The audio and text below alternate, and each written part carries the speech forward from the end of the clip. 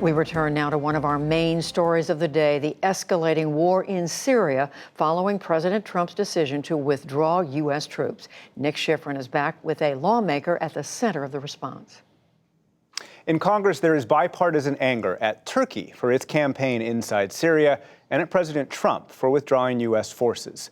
One of the lead authors of legislation that would sanction Turkey is Maryland Democrat Senator Chris Van Hollen, and he joins me now. Senator, welcome to the NewsHour. We watched earlier today a video posted on Facebook of a Russian journalist walking through an empty U.S. base. What is the impact, in your opinion, of President Trump's decision to withdraw troops from northeastern Syria? Well, Nick, it's a devastating impact, both in terms of Turkey now attacking the Syrian Kurds, who, of course, have been our main partner in the fight against ISIS, and now could well lead and will likely lead to a resurgence of ISIS. Also, we've just handed Russia a lot more leverage in the region, as you just indicated. So this is a disastrous decision. The Congress will be calling upon the President Trump to reverse it, but calling upon him to reverse it, it's not enough. In my view, we need these bipartisan sanctions if we're going to have any hope of influencing Turkey's misconduct in their attacks on the Syrian Kurds. So you mentioned bipartisan sanctions. They are co-sponsored by Republican Lindsey Graham. They would, among other things, sanction senior Turkish officials, restrict their visas, target Turkey's energy sector, prohibit U.S. military sales to Turkey, and even require a report on the net worth of President Erdogan. Why are those steps the best way to change Turkey's behavior today in northern Syria? Well, they will also include sanctions against two Turkish government-controlled banks, including the Halk Bank, which is in the news today, just an indictment brought down against it.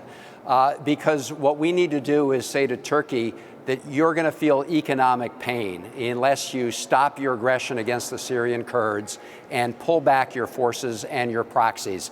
Look, the reality is that by withdrawing our 100 special forces, President Trump has essentially taken away a lot of the leverage we had in the region, but sanctions is our next best opportunity to influence what's going to happen there in the days ahead, to protect our Syrian Kurdish allies, and to try to prevent the resurgence of ISIS, which is guaranteed if the Syrian Kurds essentially have to spend all their time fighting Turkey instead of fighting ISIS. You mentioned that there were only about 100 U.S. Special Operations Forces in this area. President Trump today called that a policing effort. They were on a stabilization effort. He said we don't need to do that kind of effort. And he also announced that Turkey would feel pain for their incursion into Syria. He's announced sanctions, as you know, and of course, Vice President Pence will be on his way to Ankara soon. Why are those steps not enough? Well, first of all, those 100 special forces were the special forces embedded with our Syrian Kurdish allies, and they were what were stopping Turkey from launching this attack on our partners. So when Trump decided to withdraw those special forces, he essentially green-lighted Turkey's actions. With respect to sending Pence and the announcement yesterday on sanctions, this is like a pea shooter, right? He announced some sanctions on Turkish steel. The reality is Turkish steel exports to the United States represent about 1/4 of 1% of all of Turkey's exports. So that's not a serious response. And the president still says he's going to meet with President Erdogan here in Washington in November. I mean, what kind of signal does that send? So that's why it's important that Congress act on a bipartisan basis. You've got a lot of momentum to stand up for our Syrian Kurdish allies, to stand up against ISIS. And we're going to use whatever tools are at our disposal. They're not perfect tools, but they're the best we've got right now. Military officials I talked to acknowledge a level of anger among those Special Operations Forces soldiers inside of Syria for withdrawing and leaving Kurdish partners. But they argue strategically that Turkey is more important than Kurdish partners. Turkey is a NATO ally since 1952. Are you worried about the consequences of a sanctions bill like the one you're advocating on an ally, on Turkey, whose cooperation is vital in so many areas? Well, a couple points. One, these sanctions would be lifted if Turkey ends its aggression against our Syrian Kurdish allies in the fight against ISIS. So Turkey has it within its power to relieve the sanctions that would take effect under this bill.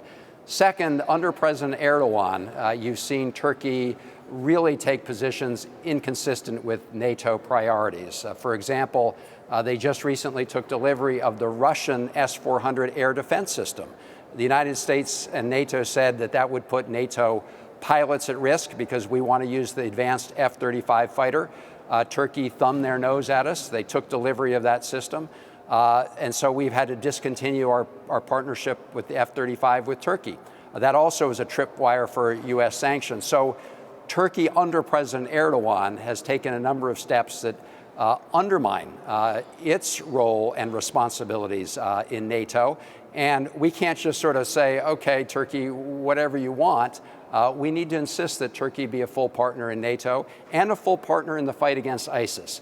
And as you know, Turkey allowed ISIS fighters to transit its territory many years ago. They looked the other way while ISIS grew in strength, and it was the Syrian Kurds who were our partners there, not the Turks. And so allowing Turkey to kill our partners in the fight against ISIS also sends us a message that we're an unreliable partner. And so the United States has to, for its own national security, hold Turkey to account here. Senator Chris Van Hollen, Democrat of Maryland, thank you very much. Thank you.